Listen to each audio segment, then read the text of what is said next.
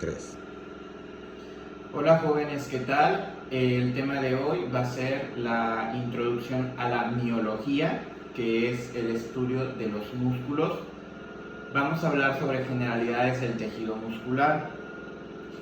El tejido muscular tiene 4 funciones reconocidas, que son producir movimientos corporales, esto en coordinación con el sistema esquelético y las articulaciones.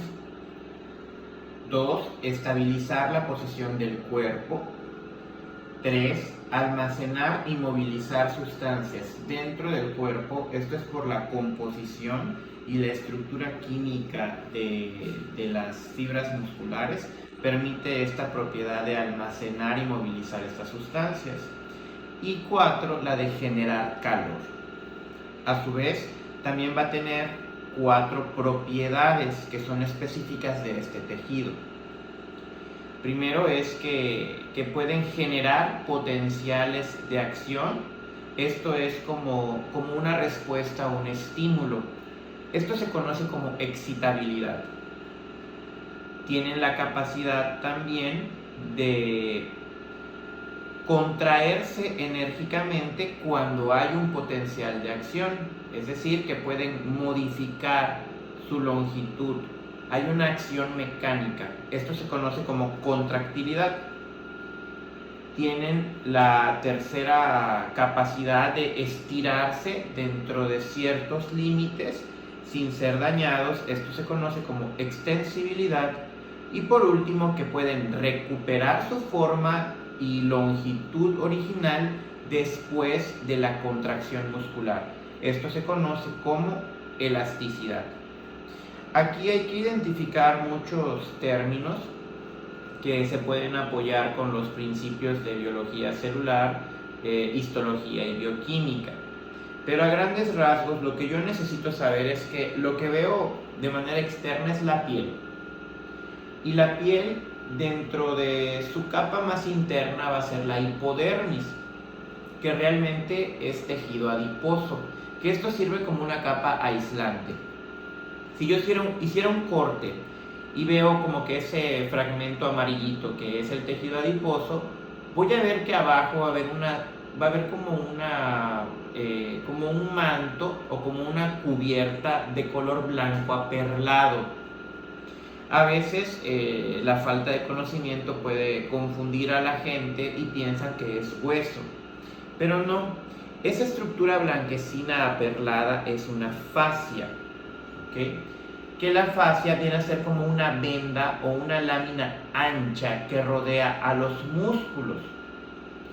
Tiene la particularidad de que en ella se van a transportar nervios, vasos sanguíneos y linfáticos, y llena también el espacio que hay entre los músculos.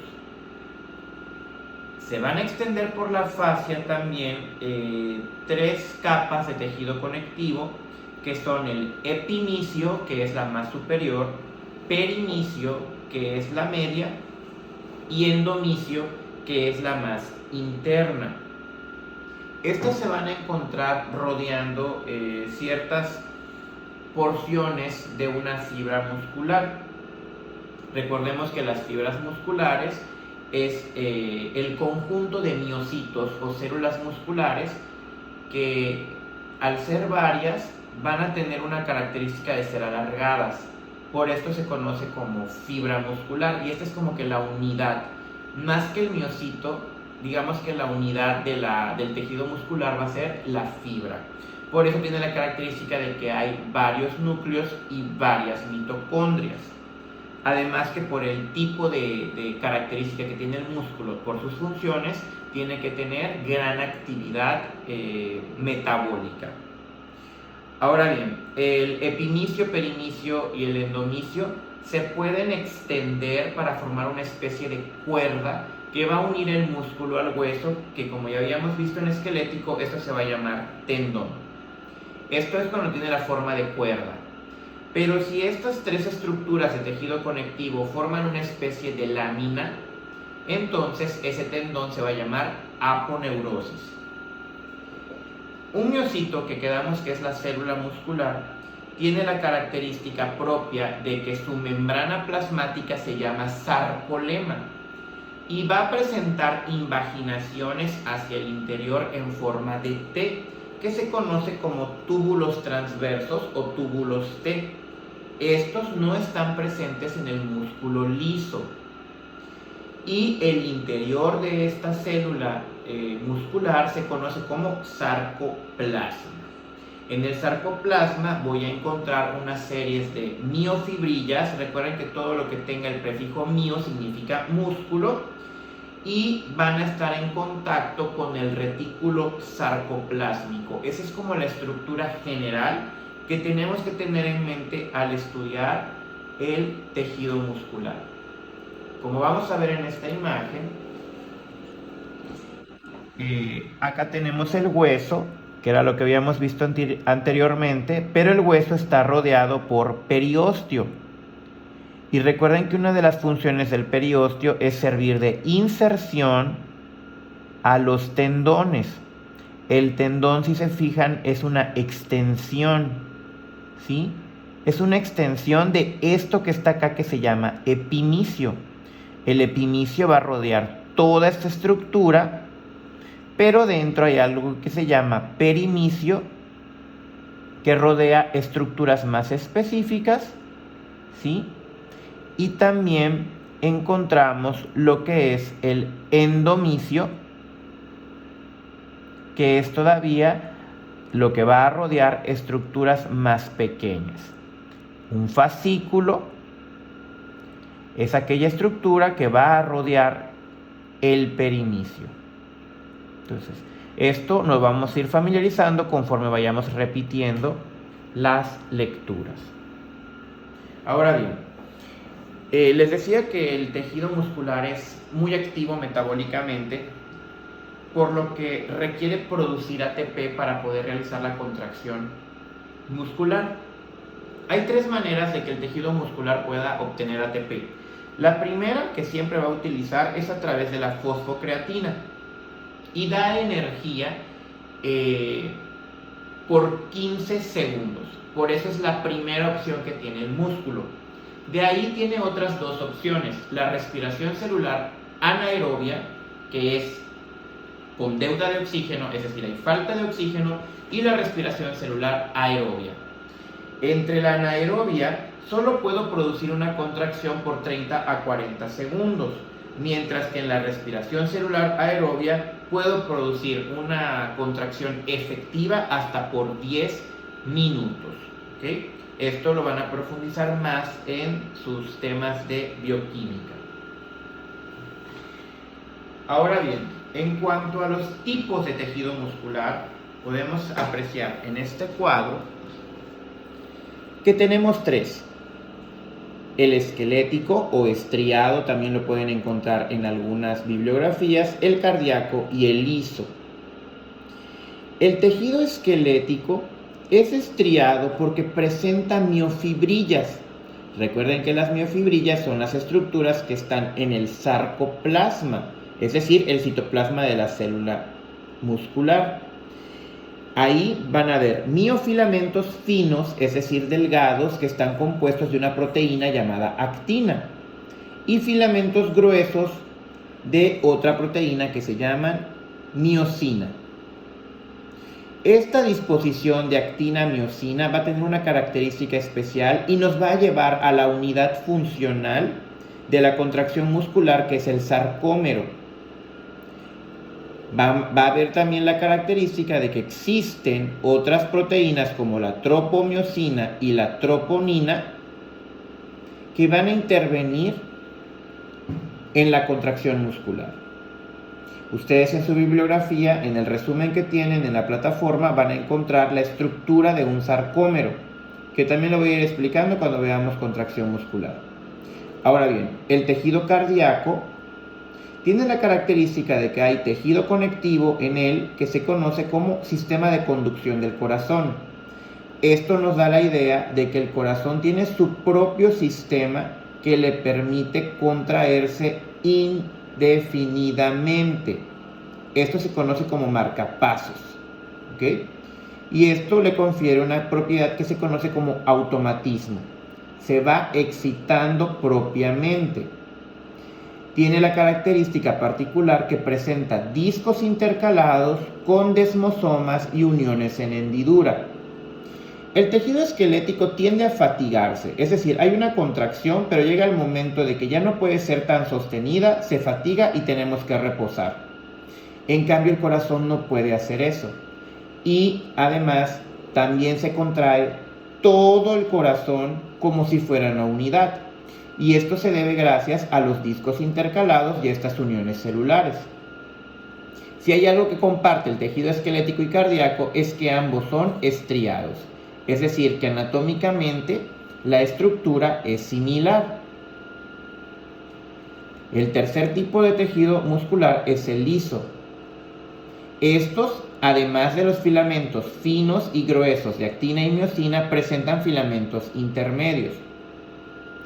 Estos no van a presentar túbulos transversos, como les expliqué hace rato, pero sí van a presentar cadeolas, que estos van a sustituir la función que tiene el retículo sarcoplásmico en el tejido esquelético, que es contener calcio, iones calcio. ¿Sí?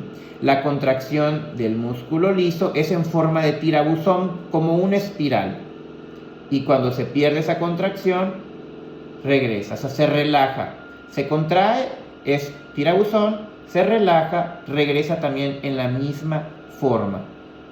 Y en lugar de estas proteínas de tropomiosina y troponinas, ellos tienen calmodulina.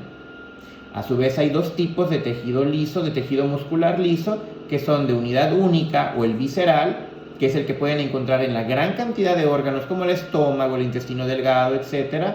Y los de unidad múltiple. Los de unidad única o visceral tienen automatismo como el músculo cardíaco. Esto quiere decir que el cardíaco y el liso son músculos involuntarios, mientras que el esquelético es voluntario, excepto el diafragma, que sí puede continuar con sus movimientos respiratorios, aunque nosotros no tengamos el control sobre él.